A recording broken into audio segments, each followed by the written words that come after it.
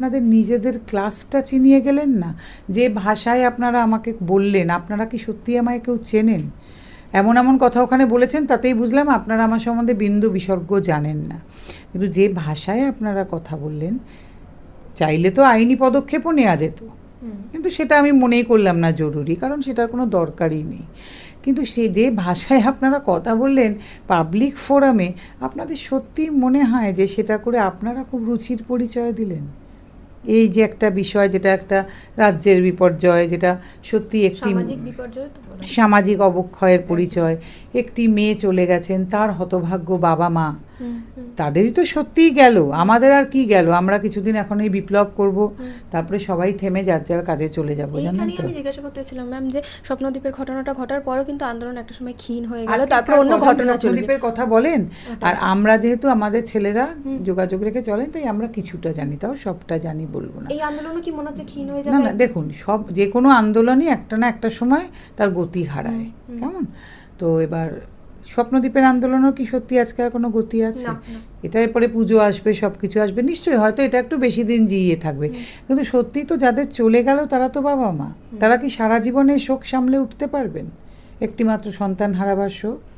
তো আমার কাছে কথা সেই মানে ব্যাপারটা হয়ে গেল শেষের দিকে, কি বলুন তো, একজন হয়তো আমাকে প্রচণ্ড গালাগাল করে লিখে ছবি দিয়ে খুব রিচ পেয়েছেন, বাকি সবাই ভাবলেন আমি কেন পাবো না।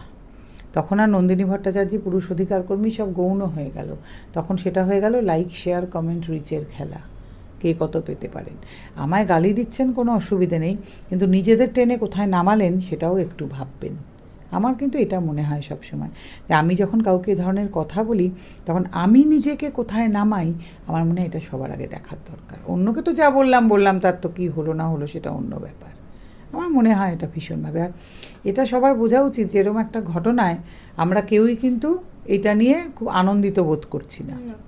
এটা অত্যন্ত দুঃখজনক, রাজ্যের জন্য লজ্জাজনক, অন্য সব জায়গায় আমাদের মুখটা কিভাবে নষ্ট হলো সেটা বোঝার কথা, এবং আমরা সবাই মনে হয় এটার বিচার চাই, কি হয়েছে সত্তর জানতে চাই। কিন্তু এটাও ঠিক, বিচারেরও একটা নির্দিষ্ট পদ্ধতি আছে, হয়তো কদিন সময় লাগবে, কিন্তু এটা হতে পারে না আমরা পুরুষ অধিকার কর্মী বলে এটাতে আমরা আনন্দ কেউ পেতে পারি। ওনাদের কথায় সেটাই মনে হচ্ছে যে আমরা ভীষণ আনন্দ পেয়েছি, কিন্তু আপনাদের মধ্যেই তো কিছু মানুষ আবার বলেন না যে মেয়েদের সঙ্গে এতদিন যা হয়েছে, স্বপ্নদ্বীপের বেলাও শুনেছি খুব ভালো হয়েছে, পুরুষের সঙ্গে এটা হয়েছে, এরম কথাও স্বপ্নদ্বীপের সময় শুনেছি। এবার বুঝুন কেমন লাগে হলে পুরুষ মানুষের সঙ্গে হয়েছে, বেশ হয়েছে। তা কই আমাদের পুরুষ অধিকার কর্মীরা তো কোনো দিন বলেননি যে পুরুষ মানুষকে এত সহ্য করতে হচ্ছে, ভালো হয়েছে একটা মেয়ের সঙ্গে এরম হয়েছে, কই কেউ তো বলেননি আমাদের মধ্যে থেকে। কারণ এটা বলা হচ্ছে মানে তিনি মানুষের পর্যায়ে পড়েন না, তাহলে কিন্তু আপনাদের তরফ থেকে শুনেছি, আপনাদের বলবো না, মানে এরম কথা কিন্তু আমরা শুনেছি যে বেশ হয়েছে, এবার বুঝুন কেমন লাগে, অনেক মেয়ের সঙ্গে এরকম করা হয়েছে, এই কথা কিন্তু শুনেছি আমরা।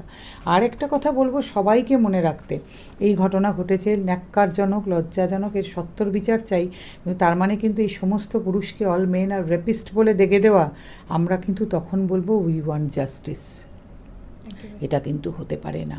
আজকে মেয়েদের রাত দখলের অভিযানে পরে যাদের সাহায্য নিয়ে বাড়ি ফিরতে হয়েছে, তিনি উবের ড্রাইভার হন, টোটো ড্রাইভার, অটো ড্রাইভার, বাসের ড্রাইভার, সবাই পুরুষ মানুষ। ওখানে অনেক মেয়ে এসেছেনও হয়তো বহু পুরুষের সঙ্গেই, যারা বাবা, দাদা, কাকা, ছেলে, স্বামী এরকম এসেছেন, সবাই হয়তো তাদের যত্ন করে নিয়ে এসেছেন, যত্ন করে বাড়ি ফিরিয়েছেন।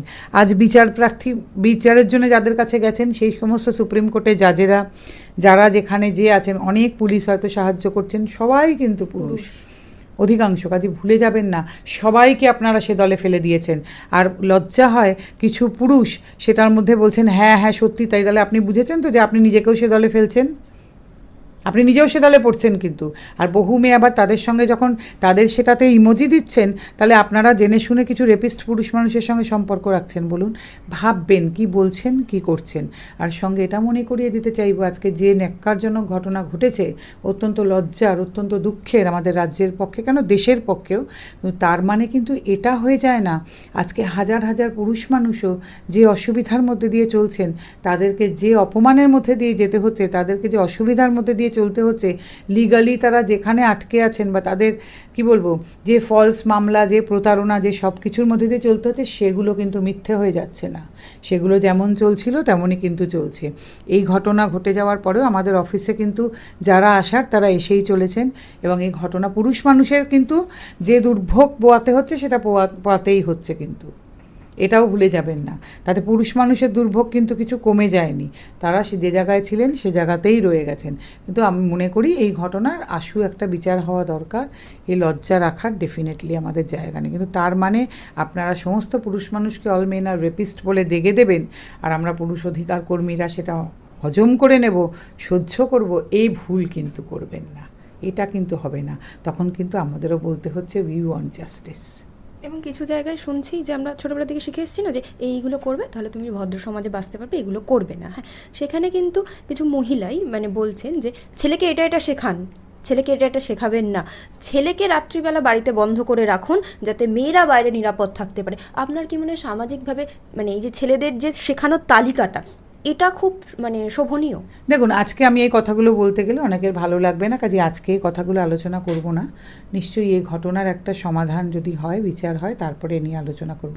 তবে এই যে বলছেন না ছেলেদেরকে রাত্রে বাড়ি থেকে বেরোতে দেবেন না, তার মধ্যে কিন্তু আপনার বাবা, আপনার স্বামী, আপনার ভাই, আপনার ছেলেও পড়েন, তাহলে তারা তাহলে রোজগার করতে বেরোবেন না, তাদের তো বরং বোধহয় ভালোই হবে, তারা একটু বিশ্রাম পাবেন বাড়িতে।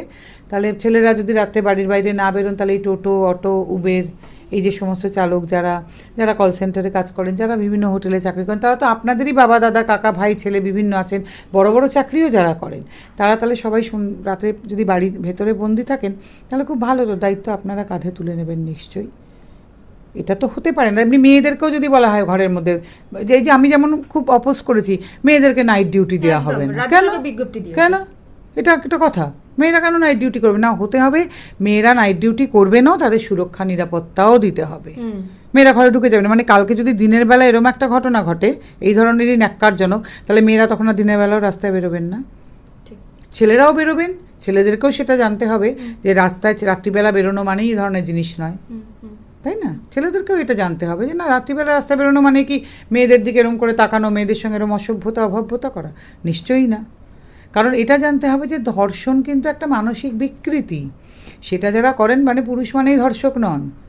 তাহলে আপনার বাবা, কাকা, দাদা, ছেলে, স্বামী কারা? প্রেমিক, বন্ধু কারা তারা? বা নর্মাল পুরুষ মানুষও যারা, তারা সবাই ধর্ষক? ধর্ষণ একটা বিকৃতি। তাহলে আমরা কি তাহলে যখন মনুয়া মেরেছিলেন অনুপম সিংহকে, অনিন্দিতা মেরেছিলেন রজতকে, আমরা বলেছিলাম সমস্ত মহিলাই মার্ডারার? সেটাও একটা বিকৃতি। বিকৃতি না হলে কি কেউ স্বামীকে মারার পরে সেই আওয়াজটা শুনতে চায় ফোন করে?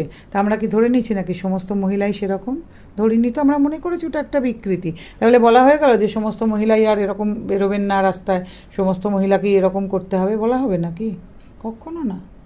একদম শেষ প্রশ্ন ম্যাম, এই যে গতকালই সঞ্জয় রায় বললেন যে আমি কিছু জানি না, আমি কিছু করিনি, কান্নায় ভেঙে পড়লেন। অনেকেই বলছেন যে ওকে শিখণ্ডী করে খাড়া করা হচ্ছে। আপনি তো এতদিন এই পুরুষ অধিকার নিয়ে কাজ করলেন, আপনার পুরো ঘটনাটা দেখে কি মনে হচ্ছে ওকে সত্যিই শিখণ্ডী করা হচ্ছে? এখন এগুলো বলার জন্য ঠিক আমি তো উপযুক্ত লোক নেই, বলতে পারবো না, কারণ ওখানে তো ওনাকে দেখাও গিয়েছিল। বিচার হবে, বিচারের মতন করে তারপরে দেখা যাবে। তবে বলবো যে এরকম যেন না হয় যে ওনাকে শিখণ্ডী খাড়া করে আসল অপরাধীরা পার পেয়ে গেলেন, এটা অবশ্যই যেন না হয়। কারণ এর আগেও তো একবার এরকম একটা প্রশ্ন উঠেছিল ধনঞ্জয়কে নিয়ে, যে সেটার তো এখনো মানে বলবো যে অনেকের মনেই প্রশ্ন থেকে গেছে, সেটা সত্যি নামিতে তা নিয়ে সিনেমাও তৈরি হয়ে গেছে। কাজে আবার যেন সে জিনিসের পুনরাবৃত্তি না হয়, আমরা সাধারণ মানুষ হিসেবে এটুকুই বলতে পারি যে কারণ তো সবসময় আইনে বলা হয়েছে তো যে মানে একজন নির্দোষও যেন শাস্তি না পান শতজন দোষী ছাড়া পেয়ে গেলেও। এবং এটাও বলা হয় জানেন তো, যে যদি কোথাও একটা মানে ইনজাস্টিস হয়, সেটা কিন্তু হাজারটা জাস্টিসের জন্য একটা থ্রেট হয়ে যায়। আর আমাদের কিন্তু মনে রাখতে হবে ল মানেই কিন্তু জাস্টিস নয়, কেমন? আমরা যেন এটাও মাথায় রাখি।